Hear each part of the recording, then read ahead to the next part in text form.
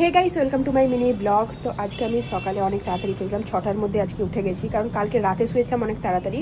আমি 10টার মধ্যে কালকে শুয়ে গেছিলাম, কিন্তু ঘুম আসছিল না, প্রায় ঘুম তো এসেছিলো প্রায় 12টা 12টার দিকে, কিন্তু সকালে তাড়াতাড়ি ঘুম থেকে উঠে গিয়েছি।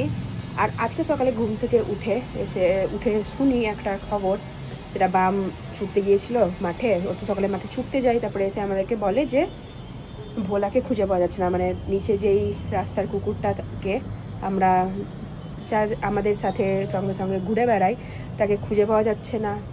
সেটা শুনে তো আমি ভাবছি সামনে দেখো ওইখানে এই সকালেও এই মাটিটা আমি দেখছি সকাল থেকে উঠেই এরকম স্তূপ করে রাখা। আমি বলছি ওর মধ্যে কি কেউ কিছু এসে পুঁতে দিল নাকি, বুঝতে পারছিলাম না। তারপরে কিছুক্ষণ পরে দেখা যায় ও আমাদেরই ফ্ল্যাটের ফার্স্ট ফ্লোর থেকে বেরিয়ে নিচে ঘুরছিল। আর ওর একটা বন্ধু আছে সাদা কুকুর, সে সকাল থেকে একাই ঘুরছিল, ওর সাথে একদমই ঘুরেনি। হয়তো কোনো রকমভাবে ও ফার্স্ট ফ্লোরে বন্দি হয়ে পড়ে গিয়েছিল হবে হয়তো। তো যাই হোক, এখন খুঁজে পাওয়া গিয়েছে। আর এখন বাজছে 10টা। আজকে আমি অফিস যাওয়ার জন্য একটু তাড়াতাড়ি রেডি হয়ে গেছি, আর এখন আমাকে বেরাতে হবে অফিসে। তো আমি এখন অফিস থেকে বাড়ি যাচ্ছি।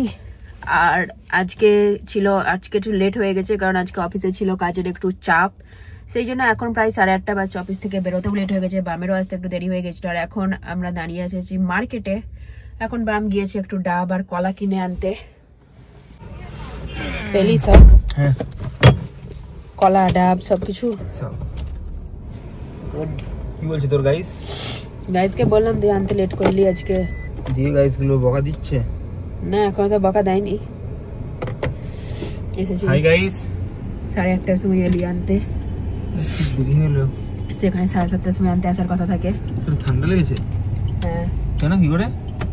মৌয়ের সঙ্গে থেকে মৌয়ের ঠান্ডা লেগেছে? মৌ লাগিয়ে দিয়েছে, এবার আমি তোকে দিব, রেডি থাক। কাঁচটা কেন খুলে দিলি? আসুক বাইরে থেকে, ভেতরে তো একটা পিউরিফাই না মনে হলো। ভোলা, হাই ভোলা, সকালে কোথায় ছিলিস তুই? কাল সারা রাত তোকে খুঁজেই পাচ্ছিল না, ফার্স্ট ফ্লোরে বন্ধ হয়ে গেছিলিস। দাঁড়া, দেখি তোর বিস্কুট সর লেগে যাবে, সর খুলি। দাঁড়া, তোর বিস্কুটটা বের করতে দে। হ্যাঁ,